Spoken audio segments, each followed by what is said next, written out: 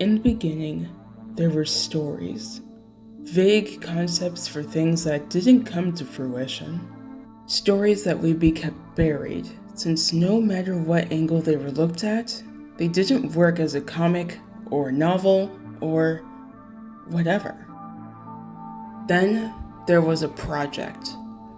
A random idea for a school assignment done in the style of a teenage girl's favorite form of media. And it was terrible.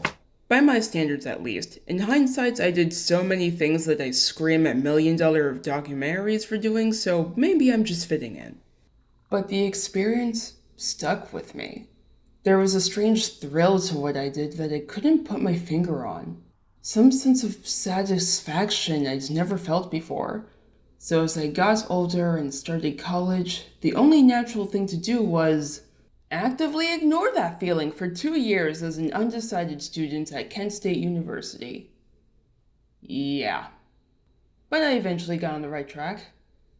Kind of. Fast forward to December 2018, and my advisor asks me if I'm any closer to declaring, and I'm like, well, it's been a year and a half, and the only classes I liked were my media, power, and culture class, my theater class, kinda, and Chinese. So no. And thus began my journey as a film major. 和如果你中这个入则，恭喜你. My first film-focused classes were all about getting the basics down. Camera angles, cinematography. Screw you, son, and your light. And other important stuff.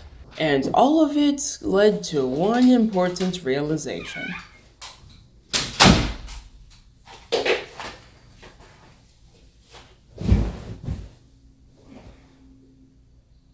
I don't like being on set. But school and an empty portfolio don't care about what you want, so the next summer I went back to what I knew. Making a documentary with one light and no professional cameras. This time, it was about mac and cheese. Really nothing to add here. It was about the history and culture behind mac and cheese and was an excuse to try different kinds. That isn't all I got out of it, though. This silly mac and cheese documentary confirmed something I suspected for a while. The thing I like the most about content creating is the editing.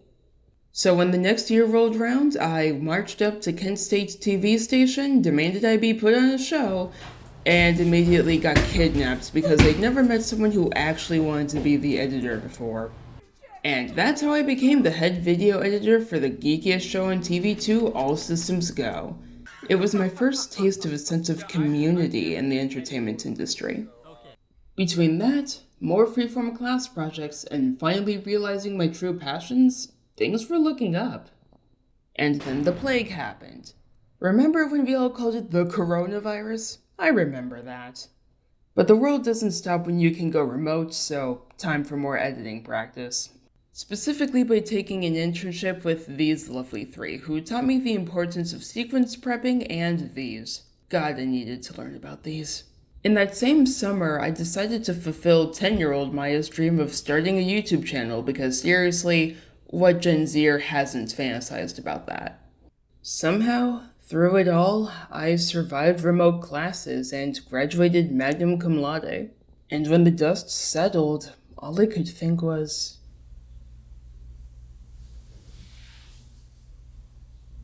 what the hell do I do now? The answer to that question was get a job, of course, but in my field, everyone agreed that meant moving 2,500 miles away from home with nothing but a portfolio and hope. It began pretty promising, with a contract job working for America's Got Talent and finding an apartment within a week of arriving. But now the contract has ended, and I can't rely on my parents' help forever. In a lot of ways, it feels like I'm back at square one. But that's not really true. I have more people in my corner now. I'm learning more things about myself as a person. I have time to make stuff like this video. People usually expect an end to videos like this, where the person is satisfied with where they are and is planning the continuation of that. But even ignoring the lack of a job in a strange new state, that kind of ending would be a lie. I'm young. I'm new and unsure of what to expect. But more than that, I think I'm hungry for more.